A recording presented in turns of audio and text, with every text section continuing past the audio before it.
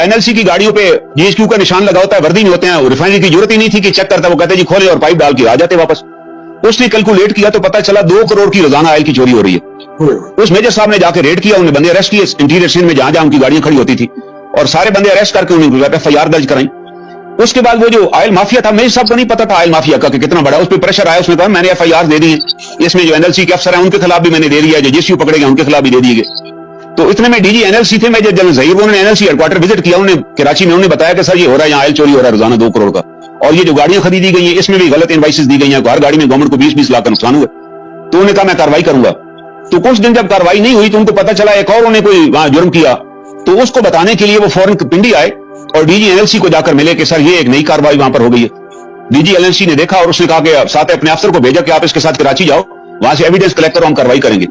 वो जैसे ही एयरपोर्ट पे उतरे और बाहर निकले तो वो जो 7 अफसर था उसने उसको अरेस्ट कर लिया, उसके सर के ऊपर ब्लाइंड फोल्ड किया, उसे ब्लाइंड फोल्ड पे उसको लापता कर दिया मेजर को, और नतीजतन मेजर साहब को ले जाके अपने उन्हें किसी सेल में डाला। उसको इतना टार्चर किया गया कि तुम्हें जब बता दिया गया था कि तुमने इस पे बस एफआईआर करा दिया, अब आराम करो, why you went to the DG नहीं बंदे भेजे थे साथ, और उसमें उसको इतना टार्चर किया गया कि ही लॉस्ट हिज सेंसेस, और इतनी क्रिटिकल कंडीशन में फिर जब उन्हें देखा कि ये तो बंदा, पहले प्राइवेट किसी हॉस्पिटल में दिखाया, उसने भी जवाब दे दिया कि ये तो मर जाएगा, उन्होंने जाके पीएनएस शिफा में उसे दाखिल कर दिया, वहां उन्होंने देखा कि क्रिटिकल कंडीशन में है, और चंद दिन गुजरे जब उसने थोड़ी सेंसेस गेन की तो उसने अपनी फैमिली को बताया कि जी मैं तो यहां पड़ा, उसकी बीवी वहां पहुंच गई। उसने फिर एक लेटर लिखा कि मेरे खामद के साथ ये क्यों हुआ है।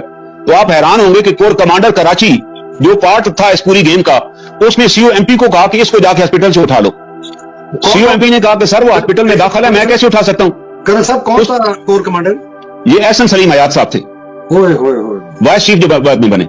अब सीओएमपी बड़ा कानूनी आदमी था, उसने कहा जी मैं ऐसे तो नहीं उठाऊंगा, मुझे रिटर्न ऑर्डर है। तो कोर हेडक्वार्टर ने रिटर्न ऑर्डर दिया कि पिक अप द अफसर, उसको वहां से रिसीव करो। वो गया वहां पे, उसने डॉक्टर ने एहतजाज किया, उसने कहा सर आप जो इसकी इंस्ट्रक्शन देना चाहते हैं वो लिख कर दे दें, हम इसका खुद ट्रीटमेंट कराएंगे। वो हॉस्पिटल से फिर उठाकर ले गए और एमपी की किसी बैरक में जाके डाल दिया विदाउट एनी ट्रीटमेंट।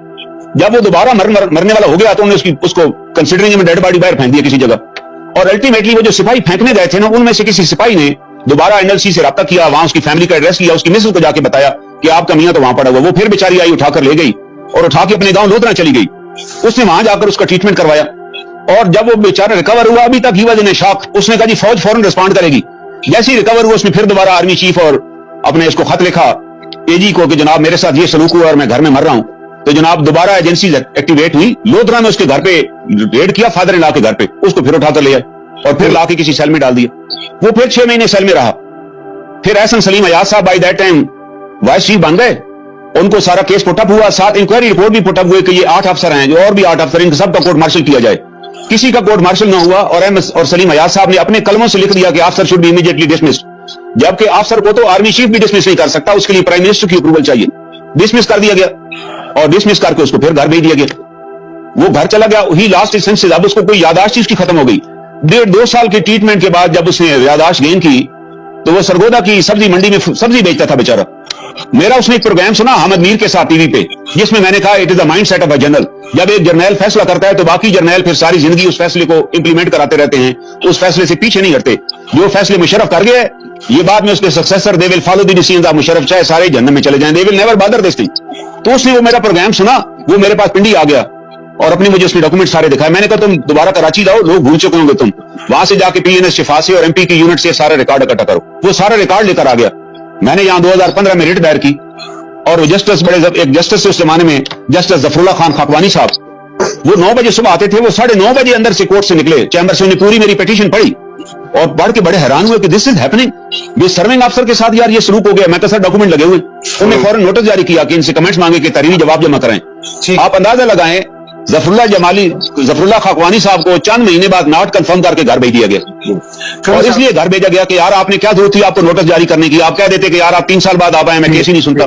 आज 2023 हो चुका है, 8 साल हो चुके हैं, वो केस लगता है कोर्ट के अंदर, लेकिन ऊपर से क्योंकि चीफ जस्टिस बैठे हुए अमीर हुसैन भट्टी साहब, वो आर्मी का कोई केस हो तो इंस्ट्रक्शन आ जाती है जज साहबान को, जज साहबान मदद कर लेते हैं कि हम बाद में सुनेंगे इस केस को।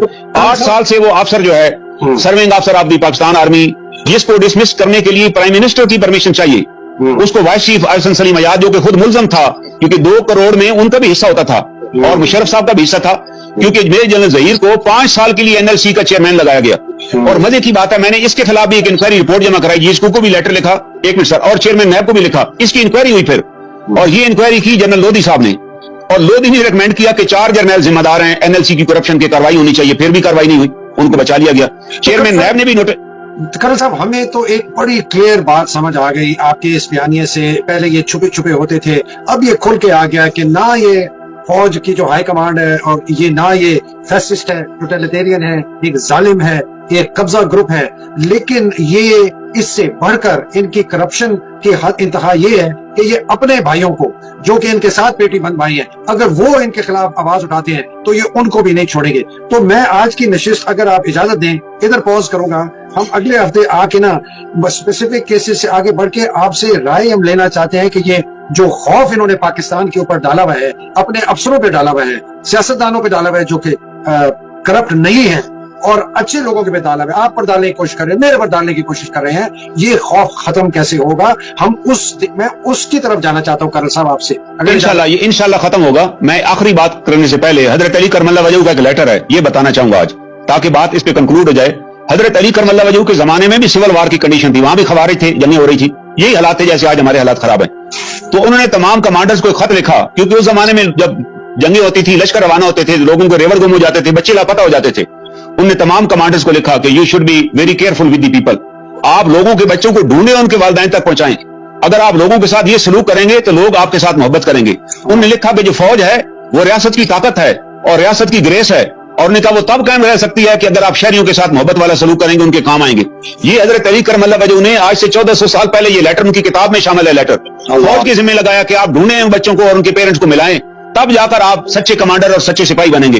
اور آج انگلیاں جو ہے, جتنے ججز نے آرڈر جاری کیا, بھی ججز کے پاس تو کوئی بندوق نہیں ہے, کوئی توپ نہیں ہے کہ وہ ٹینک لے کر آ جائیں. 450 پروڈکشن آرڈر کمیشن نے جاری کیا ہے کہ ان لوگوں کو رہا کریں, they are enforce disappearance. ایک بندہ بھی رہا نہیں کیا گیا. تو اس کے بعد آپ سوچ لیں کہ کس طرح ریاست کے اوپر ایک خوف کی فضا آ رہی ہے. ہر بندہ ڈرا ہوا ہے کہ وہ مجھے اٹھا لیں گے, میں لاپتہ ہو جاؤں گا. کرنل صاحب یہ وہ المیہ ہے, لیکن یہ خوف ختم ہو جائے گا, ہو گیا ابھی تقریباً. آپ یاد رکھیے یہ ختم ہو جائے گا انشاءاللہ. نیکسٹ پیج ہم کریں گے اس پہ. آپ نے بڑے زبردست آپ نے بتائی بات. ہم اسی فکرے سے شروع کریں گے اگلی نشست میں انشاءاللہ. خوف کیسے ختم ہوگا. کرنل انعام الرحیم صاحب بہت بہت شکریہ, بڑے زبردست مجاہد ہیں, آپ حق کی بات کرتے ہیں. بالکل صاحب. ناظرین آپ نے کرنل انعام الرحیم بہت شکریہ کرنل صاحب آنے کا, آپ نے ان کا سنا. اللہ سبحانہ تعالیٰ کرنل انعام الرحیم جیسے مجاہدوں کو اپنے حفظ و امان میں رکھے, ایسے اور مجاہد پیدا کرے. پاکستان کی حقیقی آزادی کی جنگ لڑنے والے, رول آف لا کے جو لڑ رہے ہیں, ان کو حفظ و امان میں رکھے. پاکستان زندہ باد, پاکستان پائندہ باد. الہی آمین. السلام علیکم. خدا. Thank you very much.